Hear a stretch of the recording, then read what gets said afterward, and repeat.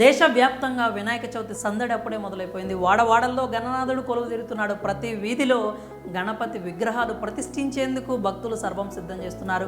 సర్వ విఘ్నాలను తొలగించి శుభాలను కలిగించే గణపయ్యను పూజించేందుకు భక్తులంతా రెడీ అవుతున్నారు. ఇప్పటికే గణపతి విగ్రహాల కొనుగోళ్లు షురూ అయ్యాయి. గణపయ్య భక్తులంతా విగ్రహాలను ప్రతిష్ఠించేందుకు మండపాలను సిద్ధం చేయడంలో నిమగ్నం అయిపోయారు.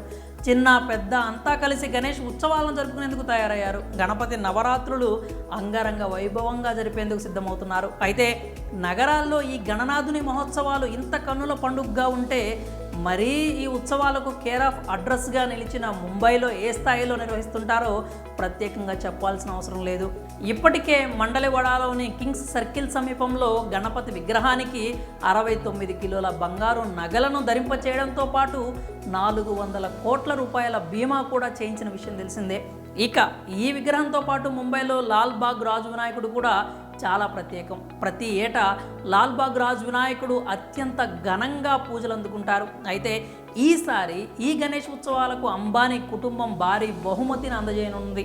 ముంబైలో లాల్బాగ్ రాజు వినాయకుడు ఎంత ప్రత్యేకమో అందరికీ తెలిసిందే. ఇక ఈ వినాయకుడి ఉత్సవాలు చూసేందుకు ప్రజలు భారీగా తరలి వస్తూ ఉంటారు. అంతేకాకుండా దేశ విదేశాలకు చెందిన ప్రముఖులు, రాజకీయ నాయకులు, వివిఐపీలు కూడా ఈ వినాయకుడిని దర్శించుకుంటూ ఉంటారు. అందులో ముఖేష్ అంబానీ కుటుంబం కూడా ఒకటి. పైగా అంబానీ కుటుంబం లాల్బాగ్ రాజా ఎగ్జిక్యూటివ్ బోర్డుకు ట్రస్టీగా ఉన్నారు. అలాగే అనంత రాధిక వివాహం తర్వాత రానున్న మొదటి ఉత్సవం కావడంతో అంబానీ కుటుంబం ఈ కీలక నిర్ణయం తీసుకుంది.